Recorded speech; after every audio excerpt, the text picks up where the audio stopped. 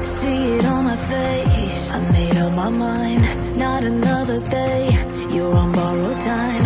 Let me get away, yeah I'm running, yeah I'm running. So love me or leave me, I'm standing alone. Can't shake a feeling that lives in my bones.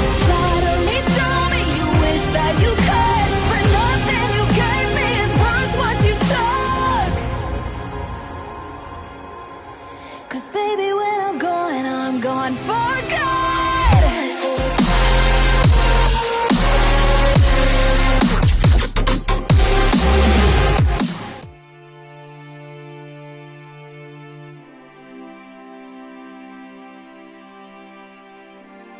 Melanjutkan dari kisah sebelumnya. Pada saat ini Kaisar Naga Tua tampak pucat dan lemah. Awalnya dia sudah terperangkap di dalam segel yang dipasang oleh Xiaoyan, sehingga sama sekali tidak memiliki kekuatan untuk melarikan diri. Namun pada saat ini Xiaoyan sengaja memilih untuk melonggarkan segelnya, sehingga memberikan Kaisar Naga Tua sedikit kesempatan untuk tetap hidup. Tindakan ini bukan karena belas kasihan, tetapi karena pertimbangan yang rasional. Lagi pula, ancaman yang ditimbulkan oleh Kaisar Naga Tua saat ini tidak terlalu besar. Namun sepertinya meskipun segel itu telah dilonggarkan, Kaisar Naga Tua tetap tidak memiliki harapan untuk bertahan hidup. Tubuh fisiknya sudah hampir sepenuhnya hancur, dan bahkan jiwanya sedang ditelan oleh Raja Iblis Awan Hitam. Seiring waktu berlalu, aura Raja Iblis Awan Hitam terus melonjak tajam. Pada saat ini Xiaoyan sudah tidak bisa memastikan lagi apakah dia telah mencapai tingkat ke-6 keabadian para dewa. Tetapi bahkan jika belum, kekuatannya sudah nyaris mendekati tingkat itu. Xiaoyan menatap dengan dingin dan apa yang dia khawatirkan akhirnya benar-benar terjadi. Raja Iblis Awan Hitam benar-benar berhasil menggunakan kekuatan penelanan itu untuk menyerap kekuatan dan kemampuan Kaisar Naga Tua sepenuhnya. Dari kejauhan suara pertempuran hebat pun sudah terdengar. Xuan Huang menggunakan kekuatannya sendiri untuk menahan ribuan pasukan yang dikendalikan oleh racun. Namun menghadapi kekuatan musuh sebesar itu, bahkan Xiaoyan pun merasa tidak yakin bisa memenangkan pertempuran tersebut. Sebenarnya dia tidak ingin bertarung lagi. Apalagi dia sudah mengamankan Raja Tianzang dan harus memeriksa kondisinya. Jika dia mau, maka dengan kekuatan guntur ekstrim dan jiwa ilusi, dia bisa melarikan diri dari tempat ini kapan saja. Namun jika dia pergi, maka Xuan Huang pasti akan kalah dan berakhir dengan dikendalikan oleh musuh atau gugur di tempat ini. Meski baru mengenal Xuan Huang, Xiaoyan tahu betul bahwa dia adalah sosok yang jujur dan pemberani. Bahkan tanpa keterlibatan Xiaoyan sekalipun, pertempuran besar ini pasti tetap akan terjadi. Bedanya jika tanpa Xiaoyan, kesempatan hidup Raja Tianzang mungkin sudah tidak ada lagi. Demi dirinya, Xuan Huang bahkan rela mengorbankan segalanya, memimpin seluruh pasukan naga untuk datang membantu dan melindunginya. Jadi bagaimana mungkin Xiaoyan tega untuk melarikan diri? Dengan wataknya dia tidak akan pernah memilih kabur. Dia pernah melawan 3 kultivator tingkat ke-5 sebelumnya dan bahkan menaklukkan salah satunya. Jadi apalagi yang perlu ditakuti? Sehingga pada pertempuran kali ini, dia harus menuntaskannya sampai akhir. Xiaoyan tahu semua yang terjadi sekarang adalah hasil permainan dan intrik dari sang pemusnah. Namun permainan mereka yang licik ini telah menjerumuskan makhluk hidup yang tak terhitung jumlahnya ke dalam penderitaan. Mirisnya bagi sang pemusnah, semua itu hanyalah hiburan yang menyenangkan. Sementara itu setelah menelan Kaisar Naga Tua, tubuh dan jiwa Raja Iblis Awan Hitam menyala dengan api hitam pekat. Api itu tampak bisa membakar segalanya, namun tidak memancarkan panas sedikit pun. Sebaliknya suhu di sekitarnya justru turun drastis hingga udara terasa seperti membeku. Xiaoyan tidak langsung menyerang. Dia menyadari selain serangan sinar penelan, dia belum memahami kemampuan lain dari Raja Iblis Awan Hitam.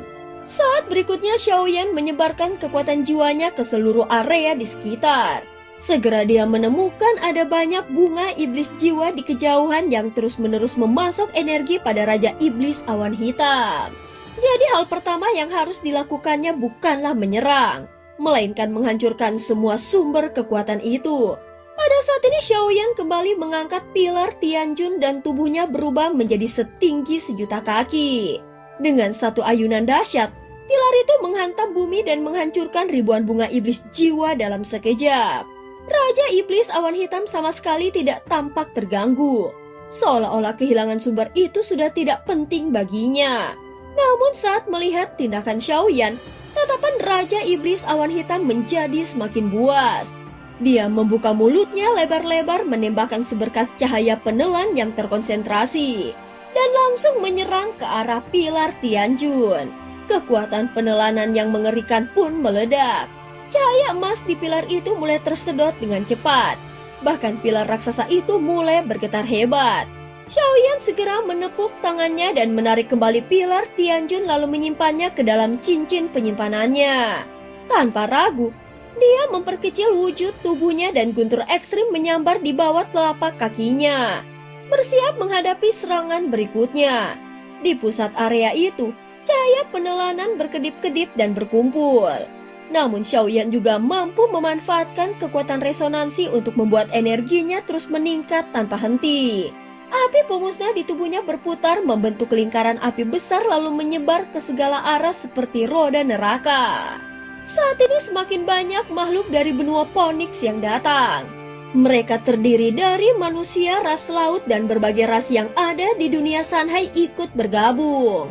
Namun dengan menggunakan kekuatan simbiosis, semua energi kehidupan mereka diserap oleh Xiaoyan menjadi kekuatannya. Raja Iblis Awan Hitam tampak enggan membuang waktu dengan Xiaoyan. Kedua sayap raksasanya bergetar keras menciptakan sebuah pusaran hitam raksasa di udara. Dan Xiaoyan berdiri tepat di pusat pusaran itu. Dalam sekejap kekuatan hisap yang luar biasa muncul menyertai daya penelanan yang mengerikan berusaha menyerap seluruh kekuatan Xiaoyan tanpa sisa. Pada saat yang sama dari tanah di bawah mereka, sisa-sisa bunga iblis jiwa yang sebelumnya telah dimusnahkan oleh Xiaoyan mulai tumbuh kembali dengan gila-gilaan. Bunga itu semakin membesar, menjulang dan berubah menjadi tali-tali hitam seperti lidah monster yang kemudian melesat masuk ke dalam pusaran warna hitam. Bagi Xiaoyan, situasi ini sangat berbahaya. Bunga iblis jiwa itu datang dari segala arah seperti lidah raksasa yang hendak melahap dirinya. Dia tahu jika satu demi satu maka tidak mungkin berhasil. Jadi dia harus menghancurkan seluruhnya secara sekaligus. Meskipun bunga iblis jiwa itu tidak berasal dari 9 dunia, mereka tetap memiliki sifat dasar sebagai makhluk beratribut kayu. Oleh karena itu meskipun mereka punya ketahanan tinggi terhadap api, namun api milik Xiaoyan bukanlah api biasa. Dalam sekejap api berwarna aneh menyala dari bawah telapak kakinya, membakar seluruh bunga hitam di sekelilingnya hingga menjadi abu. Pada saat yang bersamaan Xiaoyan melangkah ke depan. Tubuhnya berubah menjadi kilatan cahaya dan langsung menembus ke arah Raja Iblis Awan Hitam. Namun seketika dia tersadar yang diserangnya hanyalah bayangan ilusi. Ternyata pusaran hitam itu juga memiliki kekuatan ilusi yang luar biasa. Xiaoyan langsung menggertakkan gigi dan menatapnya dengan dingin. Kalau begitu aku harus mematahkan kekuatan aturan ini dengan aturan juga. Walau pusaran itu terus menelan energinya dengan kecepatan yang mengerikan, Xiaoyan tetap dapat memulihkan kekuatannya melalui energi yang terus mengalir masuk ke tubuhnya. Dalam waktu singkat, kekuatan keduanya seimbang dan tidak ada yang bisa mengalahkan pihak lain.